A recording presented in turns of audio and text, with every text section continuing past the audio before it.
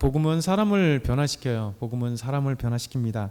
가장 중요한 변화는 이런 것 같아요. 복음을 통해서 우리가 사람을 사람답게, 그렇죠? 사람을 사람답게 인정하고 우리가 서로 사랑할 수 있다는 거예요. 그래서 우리가 복음이 증거되는 때 인간의 역사를 바꿔버린 거죠. 사실 인간의 역사란 한마디로 딱 하면 탐욕의 역사잖아요. 그 탐욕이 가장 대표적인 게 신분제도입니다. 신분제도. 그렇죠? 어떤 사람은 종이 되고 어떤 사람은 상전이 되고. 그렇죠? 그래서 이 인간의 탐욕이 가장 신분제도로 나타나는데 복음이 들어가는 순간 놀라운 기적의 역사가 나타나요. 복음이 들어갈 때 이 신분들이 철폐되고 그리고 우리 신분을 떠나서 우리 예수 그리스도를 믿게 되고 그리고 예수 그리스도 안에서 하나님의 사랑을 나누는 아름다운 모습으로 변한다는 것이죠. 대표적인 게 빌레몬서잖아요. 빌레몬이 주인이었고 그의 종이었던 오네시모. 그 오네시모가 빌레몬 자기 주인에게서 도망쳐 나온 노예였습니다. 그럼에도 불구하고 이 노예가 무익했던 이 노예가 사도 바울과 함께 감옥에 갇히는 하나님의 은혜가 있었던 것이죠. 그곳에서 사도 바울을 만나게 되고 사도 바울 때문에 예수 그리스도를 믿게 되고 그래서 사도 바울은 이 주인이었던 빌레몬과 또 믿음의 형제였기 때문에 그에게 편지를 쓰는 거예요. 그래서 빌레몬에게 이야기를 합니다. 이 빌레몬에게 당신에게 그전에는 무익했던 이 종 오네시모가 나와 함께 함으로 나의 신복이 되었습니다. 당신이 이 오네시모를 믿음의 종으로 종 이상으로 곧 서로 사랑하는 그런 형제로 받아주십시오 라고 편지를 쓰는 거예요. 얼마나 놀라운 일이에요. 우리가 지난주에는 로마 사회에 있었던 그 종도 이 노예들이 얼마나 인간 취급을 받지 못하는 것을 우리가 생각해 봤는데 이 복음이 들어가고 복음의 역사 속에서 사람이 인간답게 대접을 하고 그렇죠? 노예나 상전이나 상관없이 서로 아름답게 믿음의 동력자가 되고 주님을 섬기는 그리스도인이 되고 그래서 서로 사랑하는 단계가 되었다는 거예요. 우리나라 초기 기독교에도 이런 놀라운 일들이 너무 많습니다. 우리나라에 이제 선교사님들이 각국의 선교사님들이 오게 되었습니다.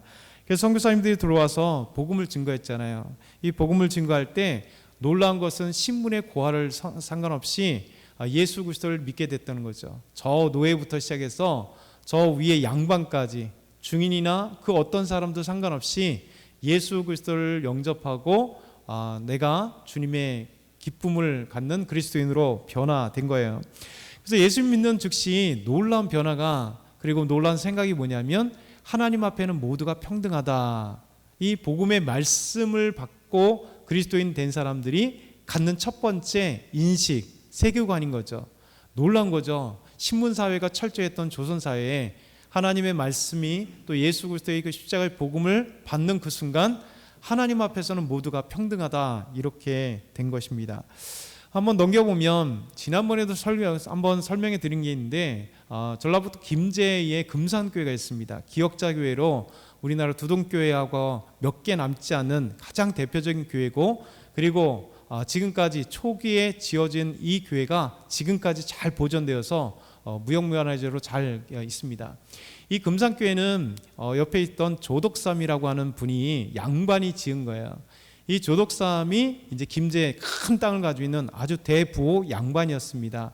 이 양반이 선교사님의 전도를 통해서 예수님을 믿게 되고 그리고 이제 선교사님과 함께 예배를 드리다가 이 금산교회라고 하는 것을 조덕삼 장로님이 장로가 되고 이 조덕삼 장로님이 자기의 사비를 다 투자해서 근사하게 기와집으로 기역자로 이렇게 교회를 지었어요.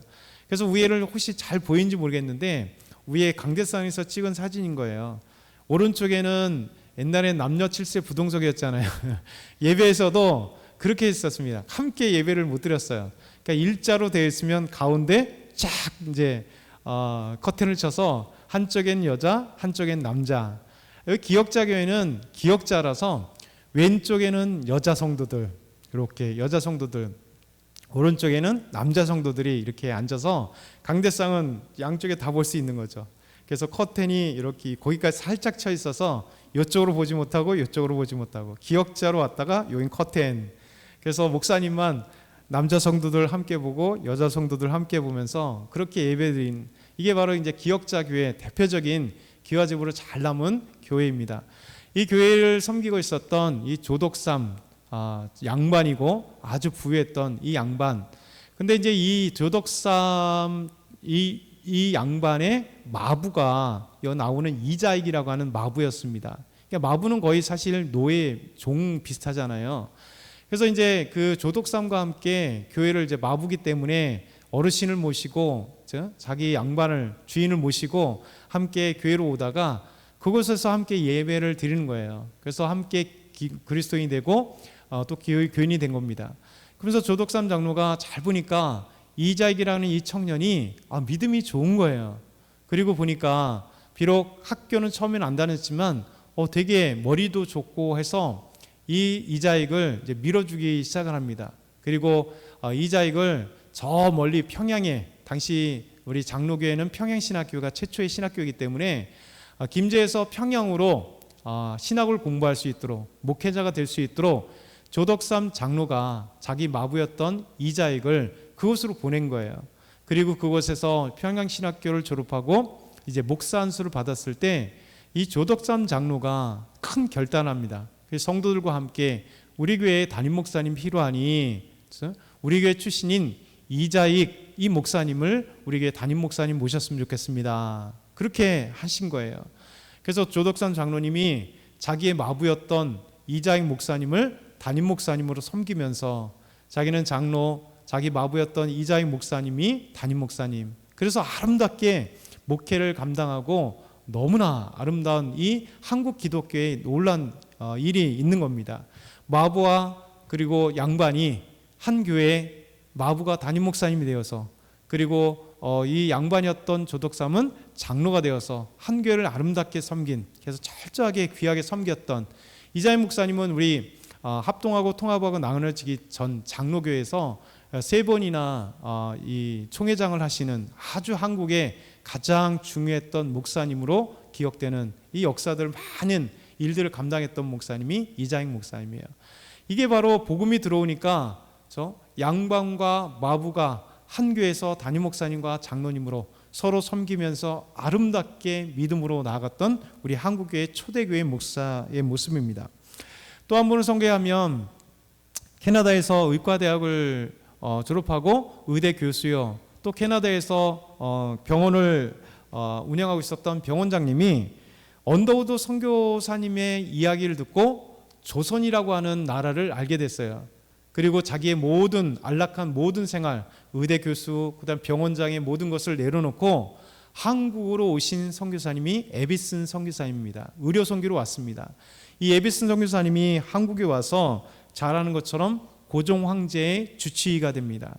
이 고종 황제의 주치의였던 에버스 선교사님이 우리 한국의 제중원이라고 아시죠? 이 제중원이 나중에 시립병원으로 승격되고, 그리고 시립병원이 이 제중원이 우리가 잘 아는 세브란스 의병원, 그 세브란스 병원이 되게 하는 중추적인 역할을 했던 분이 에비스 선교사님입니다.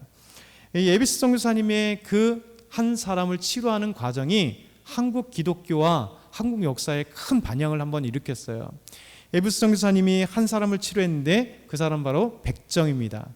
이 백정이 장티푸스에 걸렸는데 이 백정에 장티푸스 걸렸다고 하는 이야기를 듣고 에비스 선교사님이 고종 황제의 주치의가 백정이 살고 있는 그 집으로 가서 그 장티푸스를, 이 백정 장티푸스를 치료해 줍니다. 그러니까 백정의 입장에서는 어떻게 했어요? 놀라운 사건이잖아요. 저 사람 취급도 받지 못하는, 저 인간 취급도 받지 못하는 이 백정인, 가장 노예 중에 저 사람 취급받지 못하는 백정에게 누가 왔어요? 고종 황제의 주치의가, 황제의 주치의가 자기 집에 들어와서 자기를 치료했다는 거예요.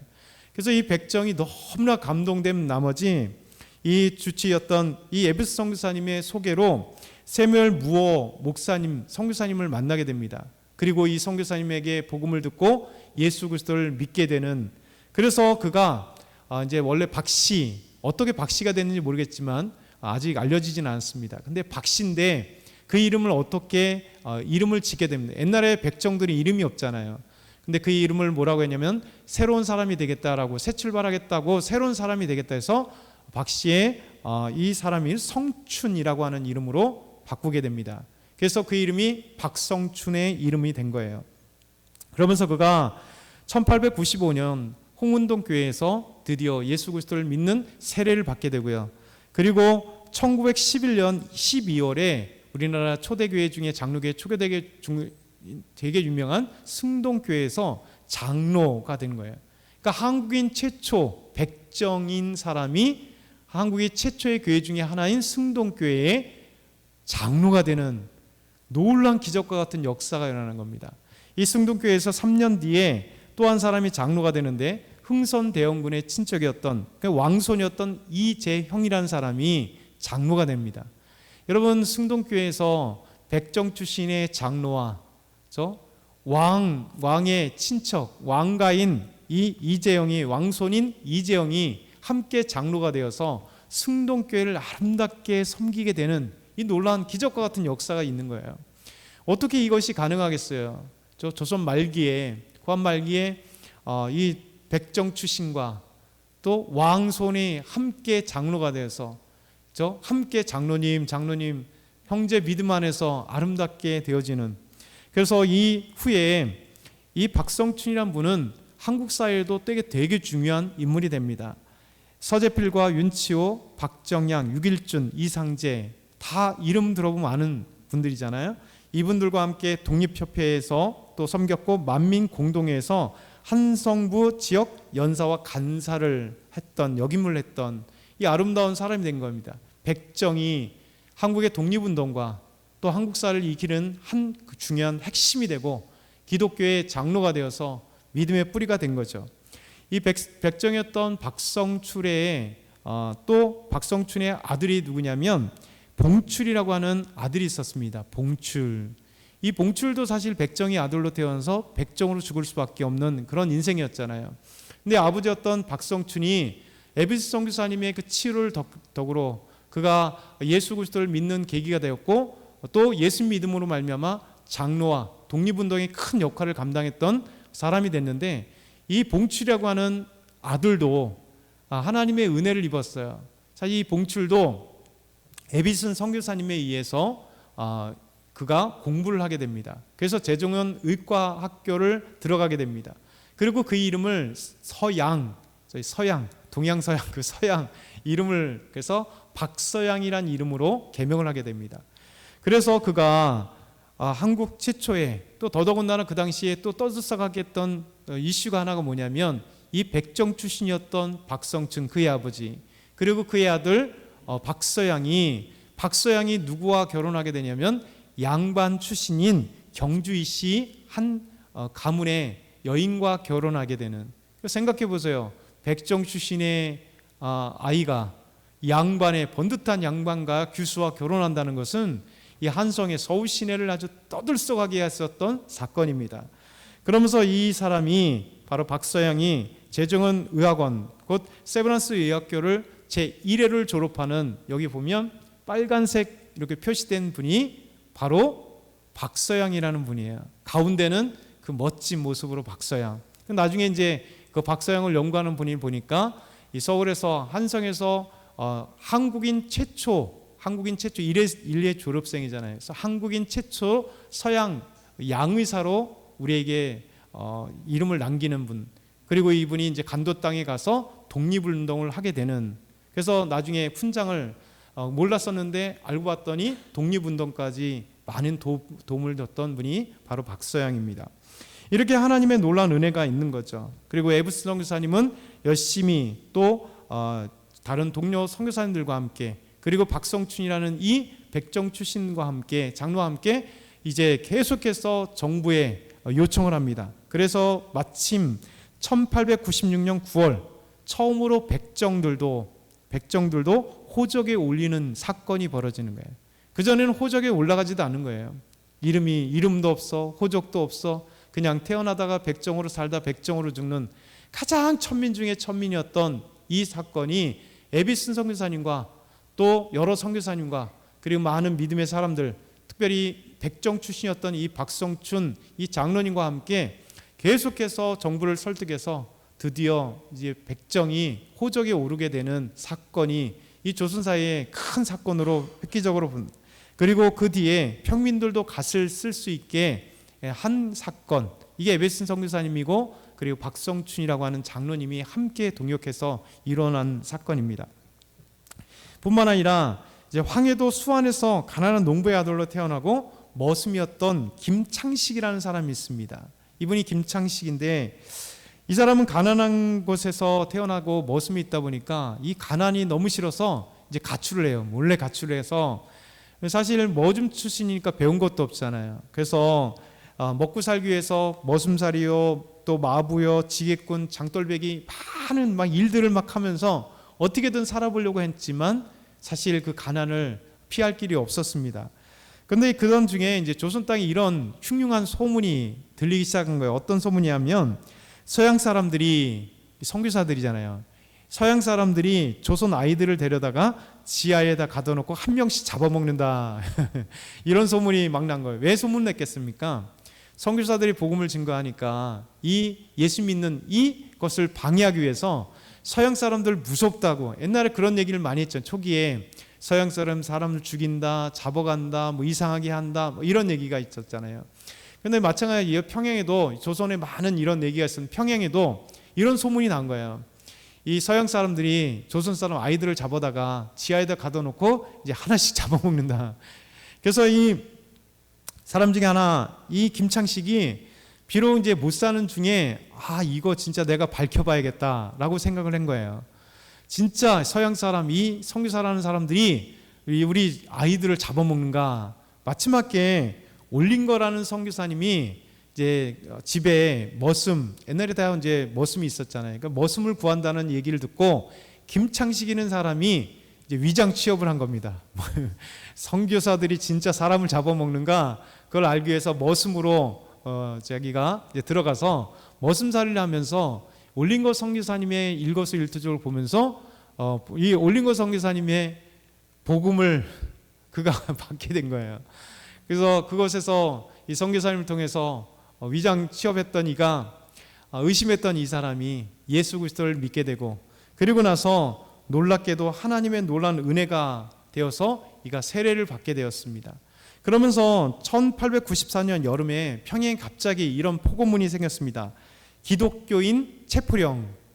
평양 감사가 이제 이 관찰사가 평양에 살고 있었는데, 왜냐하면 당시 한국에 이 조선사에 가장 많이 기독교가 있었던 곳이 바로 평양이기 때문에, 그래서 6.25 전에 평양을 뭐라고 얘기했냐면 조선의 예루살렘이라고 했었던 곳이에요. 그래서 평양이 가장 예수 믿는 사람들이 많았었던, 그 평양에 많은 그리스도인이 생기니까 이 그리스도인 체포령이 발령된 겁니다.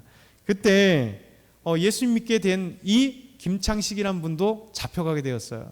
그러면서 그곳에서 엄청난 매질과 고문을 당하면서 네가 예수님을 거부한다면, 배교한다면 내가 살려주겠다 하는데도 불구하고 김창식이 모진 이 매질을 당하면서도 나는 예수 믿겠다, 그러다가 이제 풀려나게 된 겁니다. 이 소식이 많은 사람들에게, 엄청난 평양에 있는 기독교인들에게 힘과 용기가 된 거예요. 그러면서 그의 별명이 뭐라고 별명이 붙였냐면 조선의 바울이다, 이렇게 김창식이 유명하게 된 겁니다. 그때 이제 선교사님, 섀도우 홀이라고 하는 선교사님이 이 목격한 김창식을 목격하고 난 다음에 그 김창식에 대해서 이렇게 쓴 게 지금까지 남겨져 있습니다. 관찰사는 교인들을 사형수 감방에 가두고 마치 다음날 사형을 시킬 것처럼 겁을 주고는 교인들을 끌어내 배교를 강요했다. 그때 우리 용감한 김창식은 사람보다 하나님께 순종하는 것이 마땅하다고 응답했고, 그로 인해 아주 심한 매를 맞았다. 그 무렵 평양 거리는 돌투성이었는데 감옥에서 나온 직후에 돌세를 받으며 가까스로 우리가 있는 곳으로 돌아왔다. 그는 우리의 발밑에도 미치지 못하고 있다는 느낌이, 우리는 그의 발밑에도 미치지 못하고 있다는 느낌이 들었다. 그처럼 예수님을 위해 목숨을 내놓는 신실한 증인의 모습은 어디서도 찾아볼 수 없었다. 이게 섀도우 선교사님의 목격이에요. 그가 예수님을 믿는 것, 그 배교하지 않고 믿는다고 하는 것 때문에 매질을 당했고, 또 감옥에서 나오면서도 사람들에 의해서 돌 세례를 받고, 그가 죽을 위기까지 그 맞으면서도 우리에게 온 모습 때문에 그가 감명했던 그 모습이죠. 그래서 이 사진에서 보여진 것처럼 김창식은 1901년에 한국 최초의 목사 안수를 받습니다. 그래서 목사 안수를 받은 기념이에요. 우리나라 최초의 목사님 중에 한 분이었었던 김창식 목사님. 이가 1924년에 은퇴하기까지 영병과 수원과 해주 지방에 125개의 교회를 개척했다는 거예요. 놀랍죠? 다 어떤 사람들이에요? 여러분, 양반도 당연히 예수 믿었는데요. 지금까지 우리가 본 거는 뭐냐면 복음이 얼마나 사회를 개혁시키고 변혁시키고 인간 사회의 가장 탐욕스러운 이 신분을 초월하는 놀라운 사랑과 은혜와 하나님께서 역사하시는지를 보여주는 거예요. 그렇죠? 하나님께서 이 마부였던 그리고 양반이었던 이 두 사람을 통해서 이자익과 그렇죠? 이 놀라운 하나님의 은혜 속에서 하나님께서 어떻게 만드셨는지를 우리에게 보여주는 거죠. 조덕삼 장로와 이자익 목사님, 그리고 우리 박성춘이라는 이 청말 백정이라는 이 초라한 신분 속에서 예수 그리스도를 믿어서 승동교회의 장로가 되고 한국의 독립운동에 아주 중요한 역할을 하고 한국 사회를 변화시킬 수 있는 어마어마한 선교사님과 함께 일들을 감당했던 사람, 김창식이라고 하는 이 머슴이 오히려 예수 그리스도를 믿고 목사 안수를 받아서 125개나 되는 어마어마한 교회들을 개척하고 헌신하고 기도하는, 이게 바로 하나님의 역사고 하나님의 능력입니다. 오늘은 말씀을 내용보다도 이 어떤 하나님의 사건들, 역사적으로 있던 이 놀라운 사건을 통해서 하나님이 어떻게 일하시고 역사하시는지, 지금도 하나님께서 일하시잖아요. 그래서 교회는요, 우리의 복음이 우리의 근본적인 죄악들을 바꾸어 놓으실 때 어떻게 하나님 앞에 쓰임 받으며 하나님이 우리를 어떻게 변화시켜 가는가를 우리에게 보여주는 거죠. 오늘도 이 말씀을 우리가 기억하면서 우리 찬양 드리고 하나님 앞에 뜨겁게 우리 자신을 놓고 하나님께 기도하겠습니다.